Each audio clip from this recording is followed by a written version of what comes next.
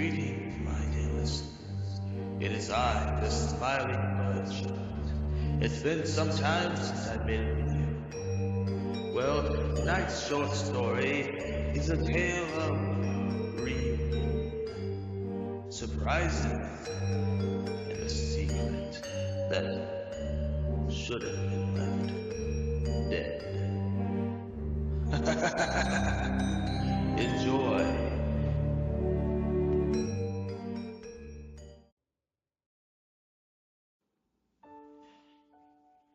I remember the day my mother passed away. I was getting ready for work and I received a call from a family member, I think. It was either a family member or someone that my mother knew. They told me that my mother had passed away and the funeral will be a few weeks from now. On my way there, I couldn't help but reminisce on all the fun I had with my mom. Uh, I always thought my mom was the best.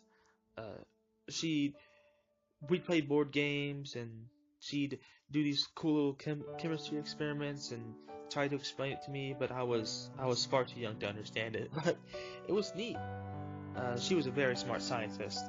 Um, I'd see all these plaques and awards for her contributions to her job and to science. And one day she came home and said that she quit, or she left because of disagreements or arguments. But anyways, we kept having fun, you know. She was still happy, but one thing that was odd was by my door there was a small cupboard. It couldn't have been bigger than a small closet, but it had a lock on it. It wasn't that strong of a lock. It was a tiny little button thing you push in, but every time I'd go near it, she would always snap at me to get away from the door. And normally she wouldn't act like that. So she immediately would smile and, "Oh, there's nothing in there for you, honey." You know, her typical nice way. And eventually I forgot about it, but every so often I would hear like scratching. Like something was scratching at the door. Not strong enough to break through it, but anyways, on my way during the funeral, I couldn't help but notice that there were more friends of my mom's than family members. Some I don't even recognize, walking up, giving me their condolences, typical funeral stuff. Afterwards, I decided to head back to my old home to get a look at it one more time before heading back. And I remember debating whether I had a brother. I don't know why. I had this weird thought of me having a brother, but he was disfigured. Like, I don't know. I brushed those thoughts off as I approached my house. As I walked in the house, I was expecting the same warm feeling that I got when I lived there. You know, furniture, the pictures, all 9 yards. But it was empty, and it was a lot smaller than I remember. But there was this uneasy feeling.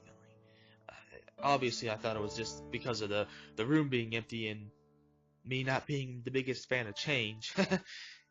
So I looked around. Everything was small, boring, and then I went to the closet. But before I did that, I wanted to see my mom's room one last time to see if everything was the same. Obviously, it wasn't. As I approached where her bed was, one of the floor panels gave way, and my foot fell through. Uh, Trying not to scream as much because I didn't want people to think I broke into the house, I removed my foot and noticed there was a journal inside. I picked it up and I opened it up, and this is what it said. 1. dissolved in gelatinous blob, disposed of in trash can. 2. Formed without face, panicked, bludgeoned with metal object, buried in backyard. 3. No eyes or jaw, same method of termination, buried in backyard.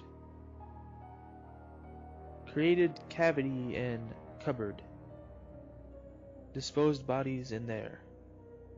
Created reinforced lock, disguised as normal lock. Keypad used to open door. The list keeps going on, ranging from bludgeonings to shooting with air gun to smothering. Then I saw me. My birthday. Born January 6th, 1992. Perfect in every way. Almost like my son, but he's right-handed instead of left-handed, but I don't care. I'm not gonna make the same mistake.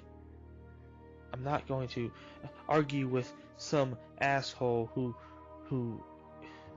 ran away instead of encouraging me in my experiments to bringing our son back. Who cares? I'll raise him better than I ever did with him. I dropped the book. As I was leaving, I could have sworn I heard scratching coming from the door. I turned back and left.